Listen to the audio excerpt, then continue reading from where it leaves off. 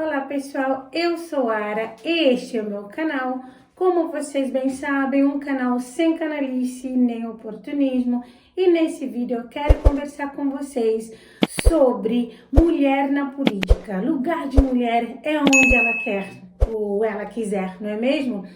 Então, nesse vídeo eu quero conversar com vocês sobre a Cristina Graham, que saiu do Nanico Partido da Mulher Brasileira, partido pelo qual ela se candidatou à Prefeitura de Curitiba no ano passado. Inclusive, Cristina foi uma outsider, foi bem votada. A Cristina que é jornalista, sobre a bandeira conservadora, foi nas eleições, inclusive conseguiu ir para o segundo turno junto com Pimentel, que Pimentel é o atual prefeito lá de Curitiba, mas Cristina não fez feio, fez bonito, e agora Cristina recebeu convite para ir para o Podemos. Ela aceitou esse convite e é sobre o fato da Cristina ter aceitado esse convite que eu quero conversar com vocês.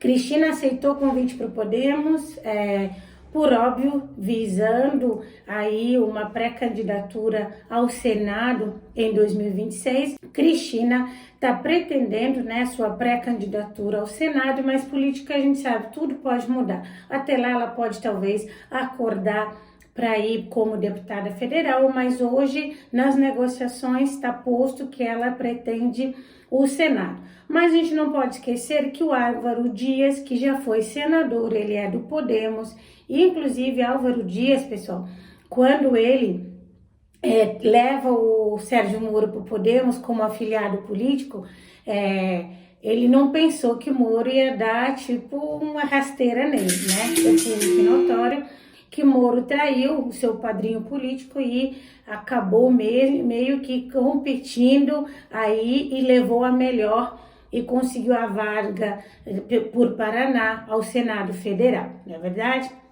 Agora é importante que a gente entenda essa movimentação da Cristina. Cristina, como eu falei, estava no Nanico, Partido da Mulher Brasileira, e ela vai para o Podemos. Eu acho muito acertada essa atitude da Cristina. Eu acho, inclusive, que durante a campanha de 2024, se Cristina tivesse se distanciado do bolsonarismo, uma vez que o partido dela era o PMB, se ela ficasse nas bandeiras e nas pautas do partido, que é essa coisa do conservadorismo, da família e das pautas da direita, sem se atrelar ao bolsonarismo e fizesse o nome dela, eu acho que talvez ela fosse mais longe. Mas eu sei também que na época, por conta de cálculos eleitoreiros, ela atrelou a Bolsonaro, uma vez que Bolsonaro em Curitiba, Bolsonaro tem um capital político muito grande. Só que a gente tem que entender sempre cenários, politicamente, principalmente como política é a arte do possível, a gente tem que olhar os cenários. Então a gente tinha um cenário em que Pimentel, que era na época vice-prefeito de Curitiba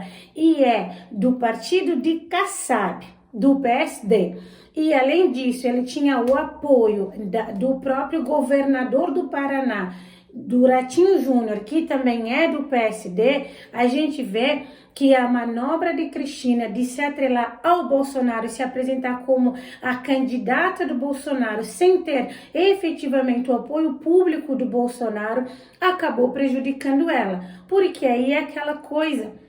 Se Bolsonaro tinha em Curitiba uma candidata de Bolsonaro, que ele inclusive teceu várias vezes elogios, e por que já que ele é anti-establishment, por que ele não apoiou Cristina?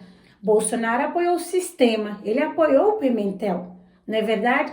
Pimentel foi eleito com 57% dos votos no segundo turno, que Cristina empurrou o pleito para o segundo turno, e Cristina foi bem votada, teve quase 43% dos votos.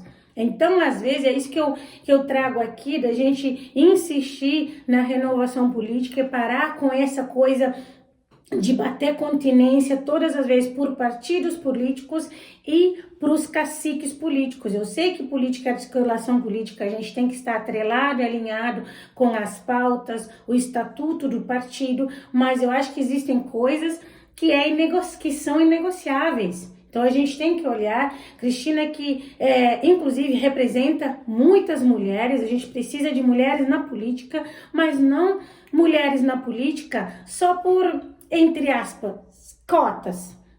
Por quê? A gente vê, por exemplo, mulher na política como Roberta Roma, inclusive eu gosto da Roberta, adoro a energia da Roberta, já falei aqui, mas Roberta Roma é o tipo de mulher que está na política só porque é esposa de um político, de um ex-ministro, de um ex-deputado federal, é só por isso.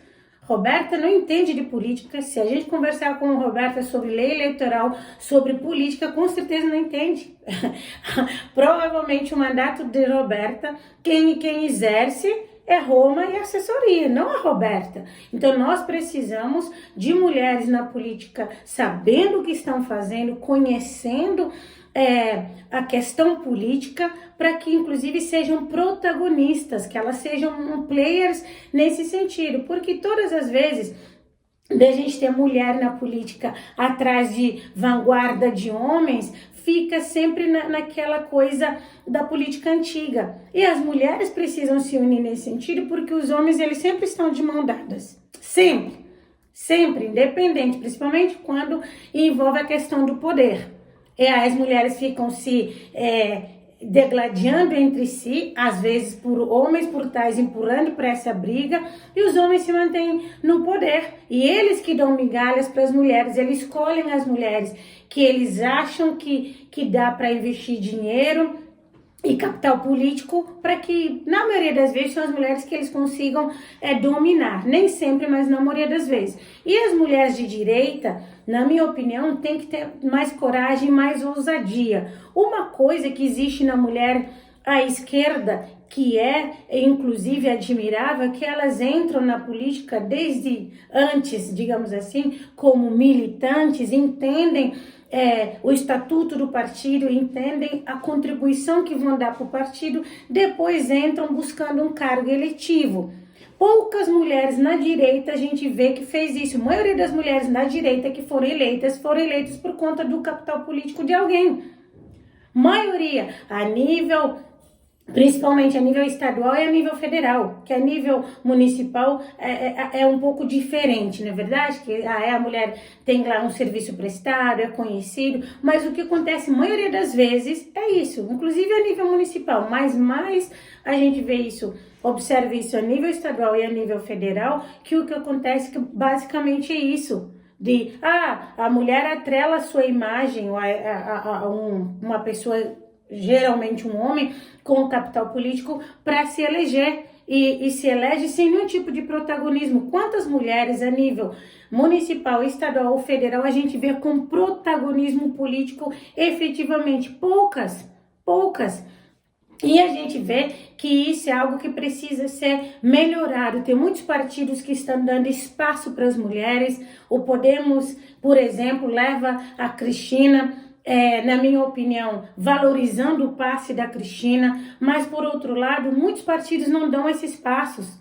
Eu conheço aqui no meu município uma mulher que está desde 2018 numa sigla e nunca conseguiu nada no sentido de crescer e contribuir dentro do partido, porque os homens limitam ela e não deixam.